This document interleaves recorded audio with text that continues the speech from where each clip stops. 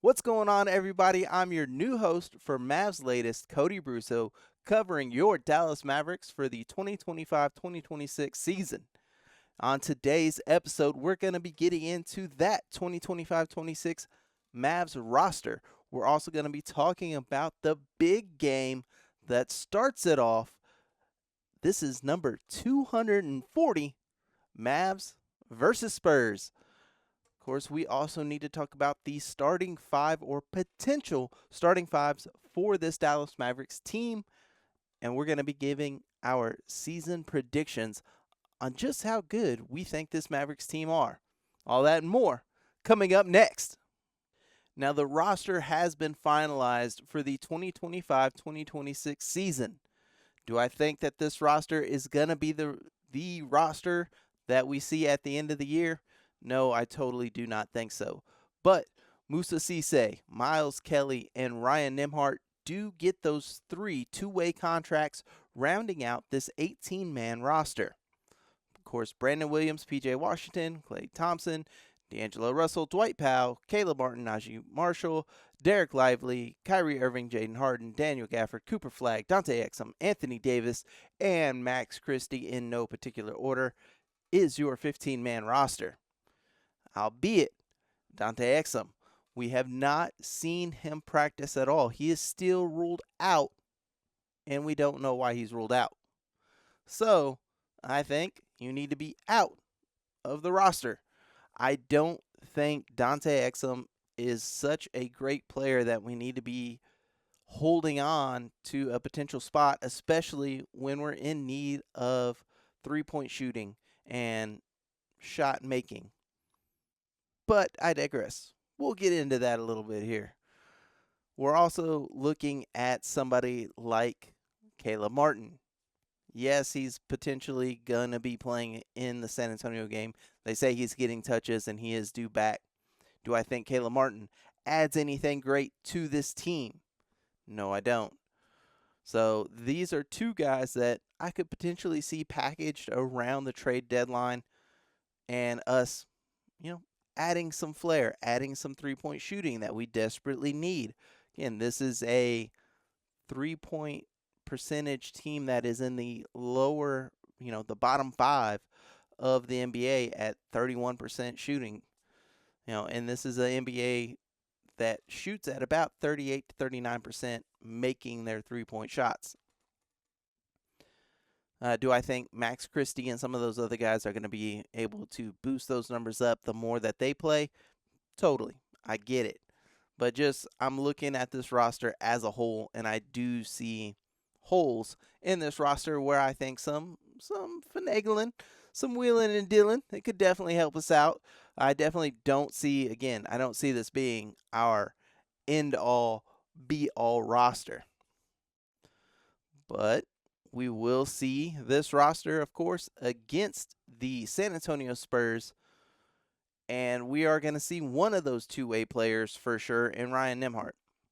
You got to be careful because, again, it's a two-way contract. So he can only play a certain amount of games. If I remember right, I want to say it's 50. If I'm wrong, I'm totally sorry. Admonish me in the comments. But I want to say a two-way player is only allowed to play 50 games for a team. So that's going to be definitely some games that we're going to miss him. Hopefully by the time that happens, Kyrie is back. But I do see Ryan playing a big role for this Mavericks team, especially since he is potentially our only true point guard. I mean, let's be honest here. If we're talking about it, Jaden Hardy is a shooting kind of point guard. I would almost dare say he's more of a shooting guard than a point guard. And also the same thing could be said about D'Lo. D'Angelo Russell, he's a great bucket getter. I think we're going to be really impressed by his passing this year. I think that is something that he is going to be showing off. But most people aren't expecting that. We're expecting that go up, get a bucket, score just like he was doing with the Lakers, just like he was doing with the Nets. But he doesn't have to be that with this team. With AD here, Cooper Flagg, Derek Lively, You know, the list goes on. PJ Washington, Klay Thompson. He doesn't have to be that. He can be that facilitator. And that's what the Mavs are going to need him to be. So hopefully he can slide into that role and flourish like I think he will. And hopefully he doesn't regress to that, hey, I just need to try and take over. That's not what we need him to do. But going up against these Mavs, the potential starting five, we've heard it so many times, the point flag. And Jason Kidd actually said that there is no point flag. Yeah, if you want to have to pencil somebody in at point guard, I guess you could say that Cooper Flagg is our point guard, but he is more of a point forward. And I guess that goes to traditional NBA versus new age NBA, because we see in new age NBA so many times power forwards or small forwards and stuff like that are bringing the ball up. KD bringing the ball up so many times. LeBron brings the ball up. Even Luka, when he was here, brings the ball up. Lamar Odom, if you want to get a little bit old school, point forward. So I think we're going to see that more than we're going to see a traditional, Cooper Flagg's the point guard. I don't think that's going to be our starting five, though, with him at the point. I really think D'Angelo Russell will be the point guard tonight, or against the Spurs. D'Angelo Russell, I do think it's going to be Klay Thompson.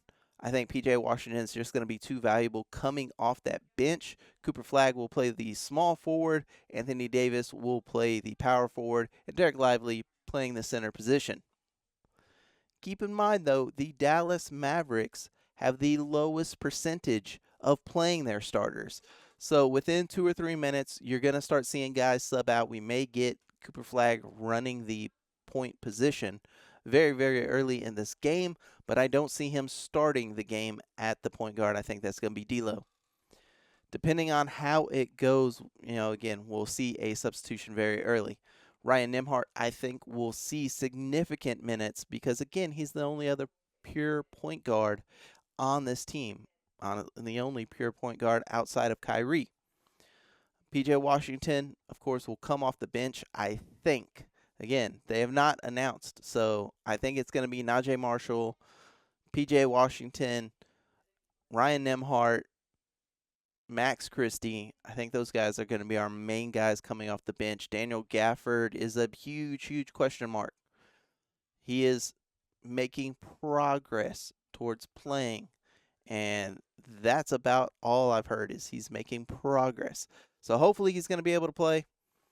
If not, we're going to be seeing 80 slide from the 4 to the 5 a lot, I think.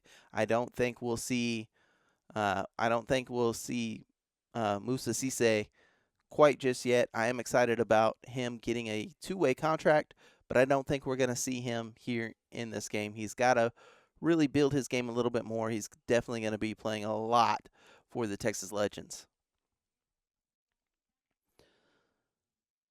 On my season predictions, I'm going to go with the bold prediction. I think this is a 52 to 53 win team. I believe in the potential of this roster. I believe once Kyrie comes back, things will be even better. I love the depth of this team, at least through the first 10. Again, Caleb Martin and Dante Exum, I expect absolutely nothing. So if they do contribute in any way, I will be pleasantly surprised, and that'll just be a cherry on top, but I don't see those guys doing anything. But the rest of this squad, I do actually love it. And let's be honest, for the season prediction, I think we're finally going to hear the Fire Nico chant stop. We'll probably get them at first. We'll get them a couple games. But guys, let's leave that in the past. Luka's in LA. There's nothing we can do about it. Cooper Flagg is here now. We don't want to saddle him with everything that dealt with the drama of last year. Let's, as a fan base, move forward because, hey, we voiced our opinion. We let ownership know. They know how we feel. That's all we could do. Now let's move forward as a fan base and root on these guys the 15 guys that we're going to see, 18 with the guys that are, of course, signed to two ways, that are going to be out there sweating their butts off, trying to win us games, trying to win another championship and bring that trophy back to Dallas. So that is my prediction. Again, 52 to 53 win team. Everybody is saying that they are a 42-41 win team. That's what the over-under is actually as well. And I think they're going to smash through that, get into the 50 wins. Hopefully I'm right. If not, come back to this video at the end of the season and admonish me some more. But until next time, guys, I will see you back here tomorrow with a recap on how the Mavericks opened up this season. Until next time, peace.